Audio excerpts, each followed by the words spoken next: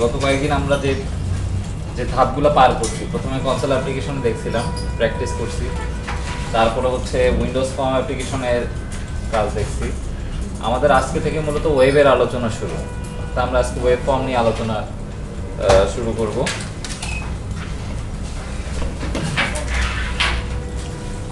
ASP.NET web form যেটা, দেন এরপরে আস্তে আস্তে ইউজার ডিফাইন টাইপ, ওপি সব কিছু আলোচনা হবে, অবজেক্ট ওরিয়েন্টেড প্রোগ্রামিং এবং অবজেক্ট ওরিয়েন্টেড প্রোগ্রামিং, এগুলো সব আমরা প্র্যাকটিস করবো এখন থেকে ওয়েব ফর্ম দিয়ে।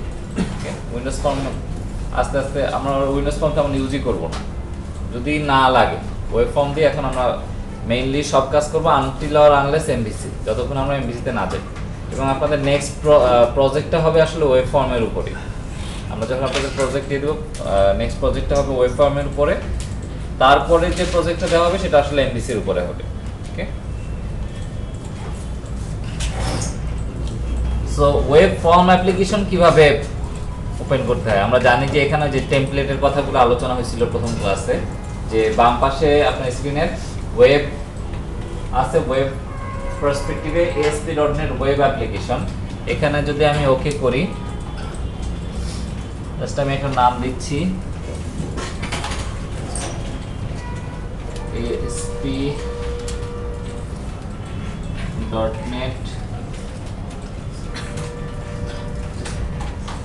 Web form samples।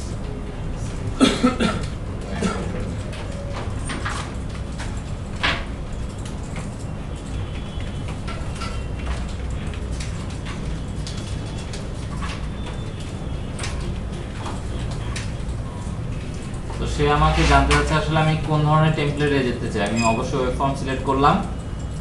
আরেকটা আছে এমটি। তো আপনারা মূলত যখন প্র্যাকটিস দেবো এমটিতেই কাজ করবেন, বাট আমি একটু ওয়েব ফর্মে ওপেন করে দেখাচ্ছি জিনিসটা আসলে কেমন বা কিভাবে কাজ করে। আমি যদি ওকে করি,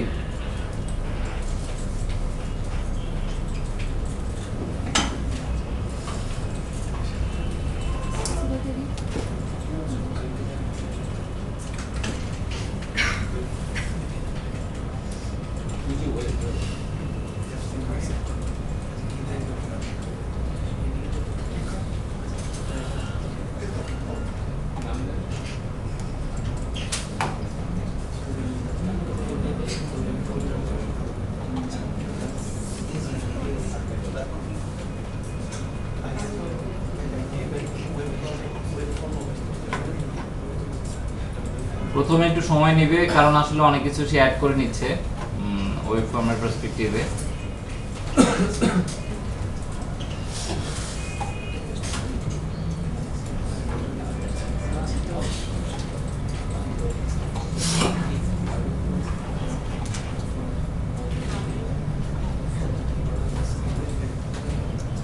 তো বেসিক্যালি সে আমাকে যে জিনিসটা তৈরি করে দিছে, আমি যদি ওয়েব ফর্ম টেমপ্লেটটা ইউজ করি তাহলে সে বেসিক্যালি একটা স্ট্রাকচার আমাকে তৈরি করে দিয়েছে, একটা স্যাম্পল অ্যাপ যাকে বলে, একটা স্যাম্পল অ্যাপ্লিকেশন।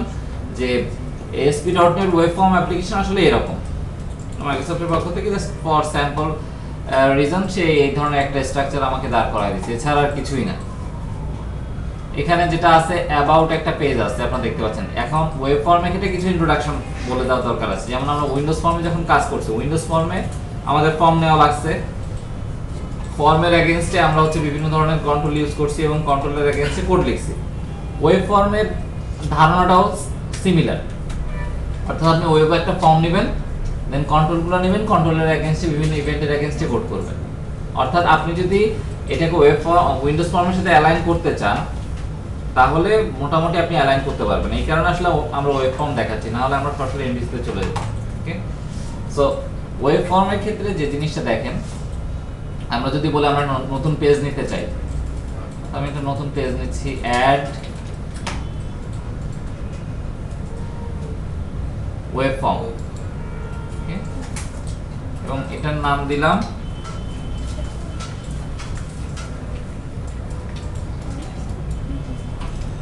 Employ entry. ওকে করলাম। দেখেন এমপ্লয় এন্ট্রি ডট এসপিএক্স নামে একটা স্পেস তৈরি হয়েছে, এবং আমি যদি এটা ডিজাইন ভিউতে যাই, ডিজাইন ভিউ ওয়েব ফর্মের ক্ষেত্রে দেখবেন ডিজাইন ভিউ আছে, স্প্লিট ভিউ, সোর্স ভিউ, তিন ধরনের ভিউ আছে। আমি খুব বেশি ডিটেইলে যাচ্ছি না, এবং আপনাদের যে আমি বলতেছি না খুব বেশি প্রথমেই সবকিছু জানার দরকার আছে।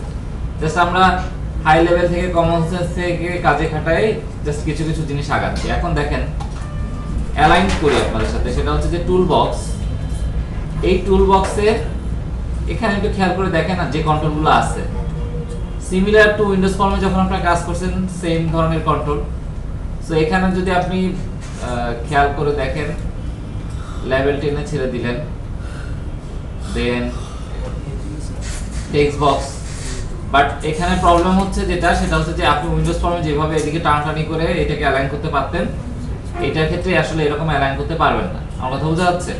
অর্থাৎ উইন্ডোজ ফর্মের ক্ষেত্রে তো আপনি ইচ্ছা মতো কি পজিশন চেঞ্জ করতে পারতেন, তো ওয়েব ফর্মের ক্ষেত্রে এই জিনিসটা পারবেন না। বিকজ কারণ কি বলেন তো? কারণ হচ্ছে আসলে এখানে সব HTML CSS এই ফর্মগুলো ডিজাইন হয়। আমি ওই দিকেও যাচ্ছি না, আমি জাস্ট আপনাদের ফর হিন্ট আমি বলতেছি যে কেন এটা ইচ্ছা মতো মুভ করা সম্ভব হয় না, অথবা আস্তে আস্তে আমরা দেখবো যে কিভাবে আসলে ওয়েব কাজ করে। প্রাইমারিলি আপনারা একদম ইনস্টিংক্ট থেকে আগান, লেভেল নেবেন, টেক্সট বক্স নেবেন, ওকে, একটা বাটন নিচ্ছি। সো লেভেলের নাম কিভাবে চেঞ্জ করব আপনারা জানেন, প্রপার্টি থেকে টেক্সট থেকে, তাই তো?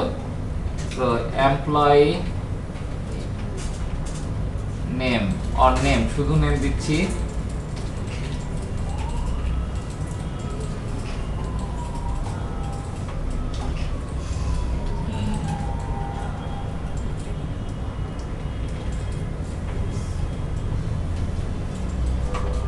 দেন একটা বাটন নেই,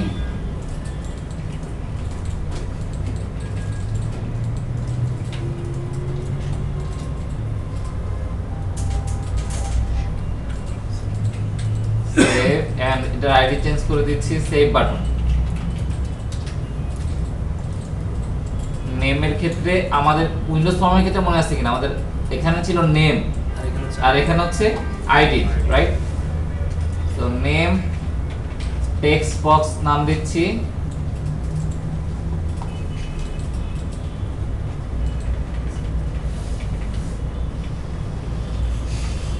অ্যাড্রেস টেক্সট বক্স নাম দিচ্ছি, ফাইন। সো আমি যদি এখন সেভ বাটনে ক্লিক করি তাহলে এই ইনফরমেশনগুলো আমি চাচ্ছি সেভ হবে এবং এই ফর্ম ক্লিয়ার হয়ে যাবে, রাইট? দেন আমি আরেকটা বাটন নিচ্ছি, রিট্রাই।